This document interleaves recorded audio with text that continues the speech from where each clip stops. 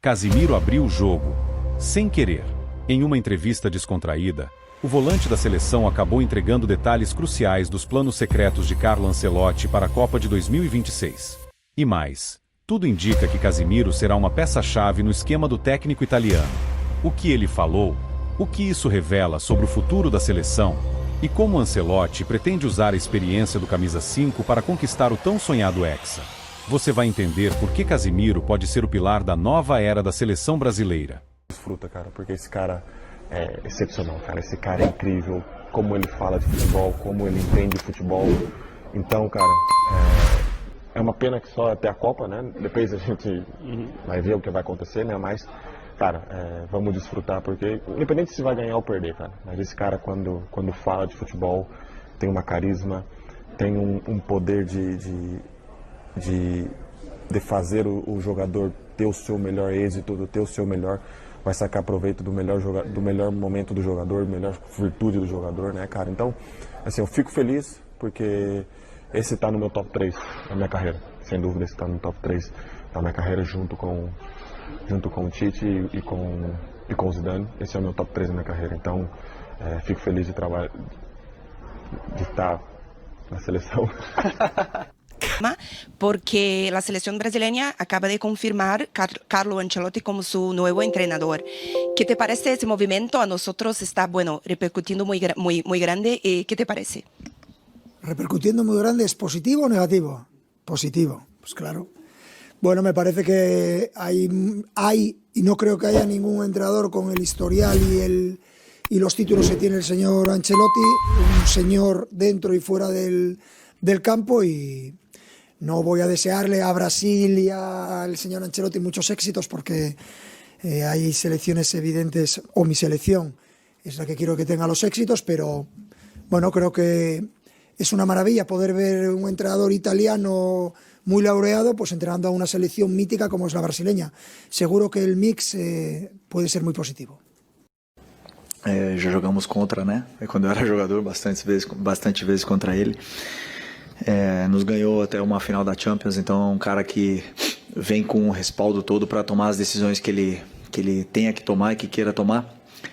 Não podemos nos enganar, o melhor futebol está lá, os melhores jogadores estão lá, as melhores competições estão lá, os melhores treinadores estão lá, essa é a verdade, e nós temos muito que aprender do futebol europeu. Então muito bem que ele venha para cá e viva o futebol brasileiro, que não é fácil para ninguém, né? Então, que ele possa nos ensinar, que nós possa dar a sua experiência, que ele possa vencer e que ele possa trilhar um caminho de vitórias aí na nossa seleção que está num momento muito conturbado, né, politicamente. Então, precisamos de uma estabilidade, precisamos de alguém que tenha esse carisma e que seja bem-vindo, seja bem recebido por todos nós que, sem dúvida, precisamos muito de ajuda para continuar evoluindo e melhorando como um futebol em todo, em geral. A resposta do Felipe Luiz aqui é maneira, né, também, né? Falando sobre... Maybe Casemiro will come back to the Brazilian national team. He was one of the key players when Carlo Ancelotti was manager of Real Madrid in his first term. But Chris, don't worry about the qualifiers. Like, Brazil is going to make it to the next World Cup. With this format, out of 10 teams, 6 go straight, and the 7th still has a chance. So Brazil is going to be in the next World Cup. The challenge is going to be what El Presidente was saying. Can they win the 6th title? Like, before Carlo Ancelotti, Brazil was not even a contender to me. You have Spain, France, and of course Argentina.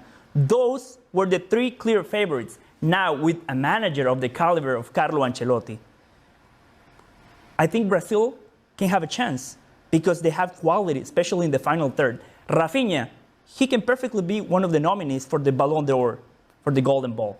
You got Vini Jr., who is the best right now, or he won the best.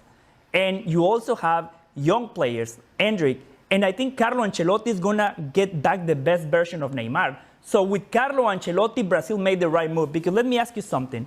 If I ask you, who is the hot Brazilian coach that all European teams want right now? None, because that has been the case. Historically, Brazil has had the better players in the world, but never the best managers. So they made the right move. They needed a manager like Carlo Ancelotti, They've had someone who Brazilian commands respect. managers. It's the official head coach in in the Brazil history of the national team, and it tells you something. It tells you about the current state of this national team. Dorival Jr. was a journeyman coach, and he got himself to the national team. I believe the Brazilian national team was team number 26, 27. The official number is escaping me, but it shows you how far down they had to go. Well, I think it's also an indictment of not only coaching, but this player pool. Now, they're talking about winning the 6th title. Brazil's not going to win the 6th title with Carlo Ancelotti. For God's sakes, with this player pool, they're not going anywhere. With players like Marcelo, with players, real good players on that team, like a Neymar on their day, with a plethora of ridiculous Brazilian talent, they've not won it since 2002. Dani Alves, there's a long list of actual great players that didn't win this. And now you've got a weaker player field, and you're supposed to win it. I looked at the odds on ESPN Bet. As soon as this was made public, Brazil jumped to second best odds, plus 575. Plus 575. Only Spain were better. They had better odds than France, that you mentioned. They had better odds than Argentina, Germany, England, all these different countries. I asked myself, why? How did this happen? It's not who they think is going to win. It's influenced by the money. This is what Brazil is doing right now. They are selling hope. They are, right now, with Carlo Ancelotti, the best coach in the world. El Presidente said it, right? Yeah. Best coach in the world. Yeah. Well, debatable. There's still a Pep Guardiola out there.